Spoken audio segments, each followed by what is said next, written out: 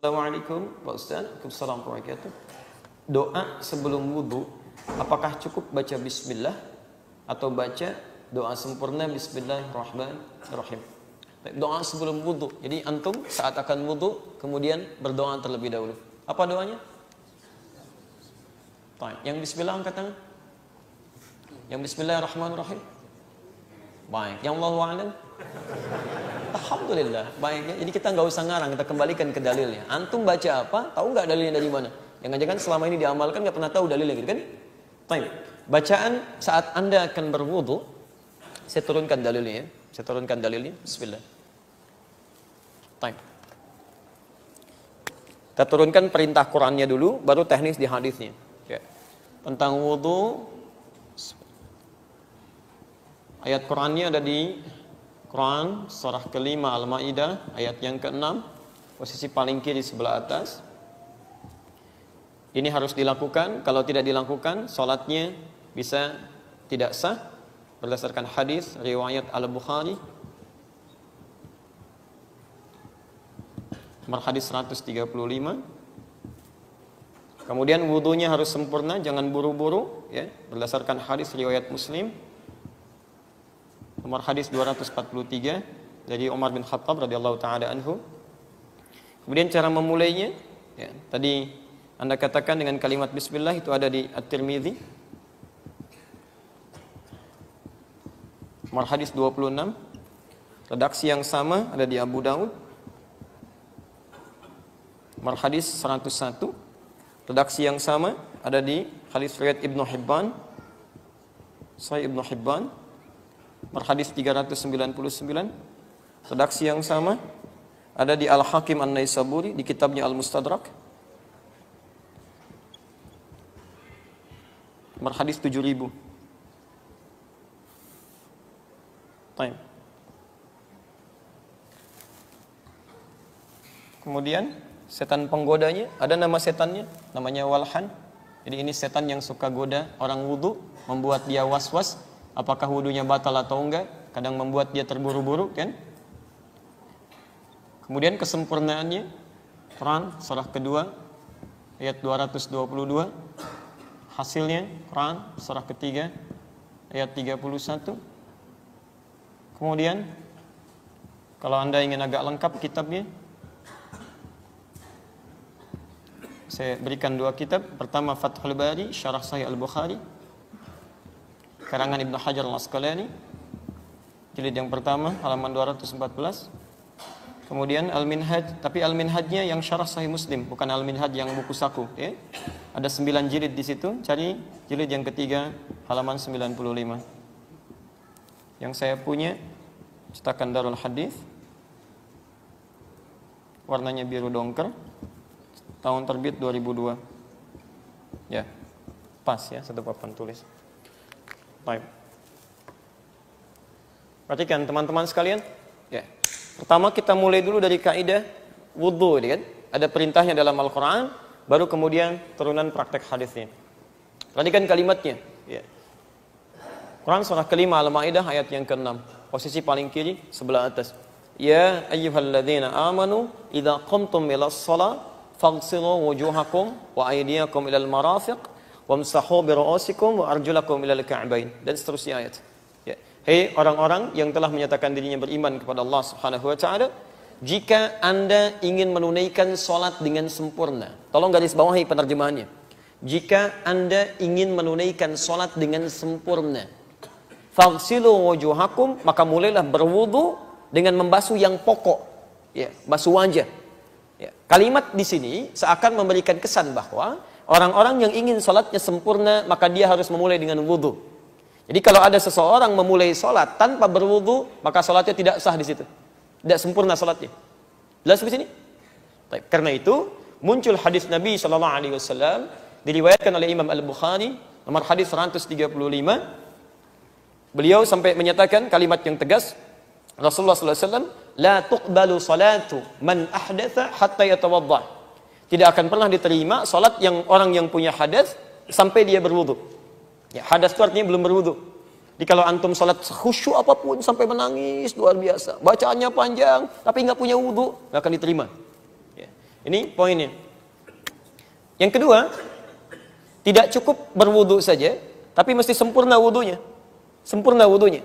Bahkan Umar bin Khattab dalam hadis riwayat Muslim nomor hadis 243, sahabat Umar bin Khattab radhiyallahu taala anhu pernah mengisahkan, kata beliau, anna rajulan bahwa seorang lelaki kana yatawaddau adalah beliau sedang berwudu.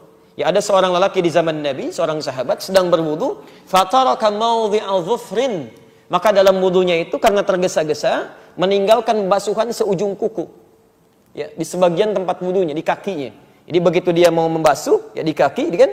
Tiba-tiba karena terburu-buru sebagian anggota wudunya tidak terbasuh, cuman seujung kuku saja. Ya.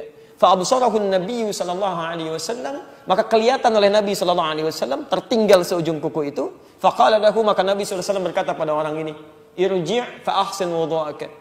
Irji' fa ahsin wudu'aka. Kamu balik lagi, ulangi lagi wudunya, sempurnakan. Ya, Anda bisa bayangkan, ya orang yang wudunya tertinggal sedikit saja, kata Nabi ulangi, enggak benar wudunya, sempurnakan. Apalagi yang enggak wudu. Paham sampai sini? Baik, bahkan ada orang yang sudah wudu selesai, kemudian maksa sholat, ada. Itu tidak saya tuliskan. Di Al-Bukhari nomor hadis 751, 757, di hadis Muslim nomor hadis 397, babul musifis sholat. Bab orang yang sholatnya bermasalah. Ya. Ini menarik ini. Saya sering ungkapkan hadis ini. Ja'a rajulun ila Nabi sallallahu alaihi wasallam. Datang seorang lelaki pada Nabi sallallahu alaihi wasallam. Fadakhala ila al-Masjidin Nabawi, maka masuk ke masjid Nabi, namanya Khalad Az-Zuraiqi. Fa shalla bi jambin Nabi sallallahu alaihi wasallam. Salat di samping Nabi sallallahu alaihi wasallam. Salat aja enak. Dari takbir sampai salam. Falamma sallama yaminan wa syamala, tatkala salam ke kanan dan ke kiri, pakai fa, ingat. Apa yang saya jelaskan di awal. Faqala lahu an-nabiy sallallahu alaihi wasallam. Nabi tidak menunggu lama, langsung mengatakan pada orang ini, "Shalli fa innaka lam tusalli." Anda salat lagi karena Anda belum salat. Fa'ada salatahu thalatha marat, maka dia mengulang salatnya sampai 3 kali. Faqala lahu an-nabiy sallallahu alaihi wasallam mithla ma kana. Namun Nabi tetap mengulang kalimat yang sama. Anda salat lagi karena Anda belum salat. Shalli fa innaka lam tusalli. Faqala, maka dia berkata, "Ya Rasulullah, ma uhsinu ghairah." Ya Rasulullah, saya tidak bisa lebih baik lagi daripada ini. Alimni, tolong ajarkan saya. Nah, ini syahid kita di sini. Hujjah kita di sini. Ketika dia mengatakan, "Ya Rasulullah, tolong ajarkan saya." Apa yang direspon oleh Nabi? Maka Nabi SAW bersabda, faqala Rasulullah SAW, "Idza qumta ila shalah," kalau kamu ingin salatnya sempurna, fa asbighul wudu, maka cepat sempurnakan dulu wudunya. Begini caranya. Ya, kata para ahli hadis, kalau yang bermasalah cuma salatnya saja, maka Nabi akan mengatakan, kalau kamu pengen salat begini caranya. Takbir, angkat tangan segini, sampai salam. Tapi ketika Nabi memulai penjelasan dari wudu, artinya bukan salatnya saja yang bermasalah, wudunya pun bermasalah. Jadi orang-orang yang wudunya bermasalah, pasti akan berdampak pada salatnya. Kalau nggak percaya silakan. Ya. Anak Anda misalnya di rumah, mulai balik, wudu, sembarangan wudunya, asal basah saja, itu salatnya pun pasti akan kilat gitu. Wudunya cepat, salatnya kilat. Tidak percaya silakan. Ya. Begitu kucak, selesai ya. Allahu Akbar, belum 2 menit sudah. Ya. Kok sudah? Ya mah kan sudah hafal Al-Fatihah berkali-kali dibaca dia. Banyak alasannya. Jadi hal seperti ini selalu berkait dengan yang lainnya. Nah, sekarang persoalannya ketika orang ini mengatakan, "Ya Rasulullah, tolong ajarkan saya." Lalu Nabi mengajarkan cara wudu, bagaimana cara memulainya. Maka dimulai di At-Tirmidzi nomor hadis 26, redaksi yang sama di Abu Daud nomor hadis 101, ada juga di Al-Mustadrak Al-Hakim An-Naisaburi nomor hadis ke-7000, juga di Ibnu Hibban nomor hadis 399. Bagaimana cara memulainya? Lihat kalimatnya. La salata. Nabi SAW bersabda, ya, la salata liman la wudu'a lah. Tidak ada salat bagi orang yang tidak punya wudu. Jadi kalau Anda tidak wudu kemudian salat Anda tidak diterima. Jelas di sini? Terus wala wudu'a liman lam yadhkur ismallah. Ini poinnya. Dan tidak diterima wudu seseorang, tidak sempurna wudu seseorang bagi orang yang tidak memulai dengan menyebut nama Allah Subhanahu wa taala. Lam yadhkur ismallah, kalimatnya udhkur ismallah. Ya. Baik, lihat kalimatnya. Saya hapus yang ini saja.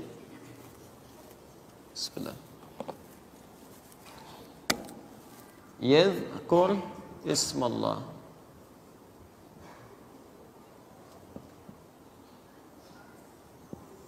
Taib, yadhkur ismallah. Jadi dalam memulai wudu ternyata diawali tidak hanya memulai dengan berkumur-kumur, tapi memulai dengan menyebut nama Allah Subhanahu wa taala. Detil menyebut nama Allah ini kapan dilakukan? Ada di Al-Bukhari, nomor hadis 159. Saya belum tuliskan sini. Al-Bukhari, nomor hadis 159. Redaksi yang sama ada di hadis Muslim, nomor hadis 256. Diterima dari Hamran. Hamran ini adalah khadimnya, atau pembantunya sahabat Utsman bin Affan radhiyallahu taala anhu. Kata Hamran, laqad da'ani Utsman bin Affan radhiyallahu taala anhu. Tuan saya, sahabat Nabi SAW Utsman bin Affan memanggil saya satu kali, mengajarkan wudu, bagaimana cara berwudu yang baik. Fatawadda'a, maka kemudian beliau berwudu, mulai dengan menyela-nyela tangannya, mengucapkan Bismillahirrahmanirrahim, atau paling singkat Bismillah. Jadi kalau Anda menemukan kalimat Ismallah di sini, sebutkan nama Allah. Maka kalau Anda ingin lengkapi kalimatnya Bismillahirrahmanirrahim, atau kalau Anda ingin baca yang paling pendek cukup dengan Bismillah.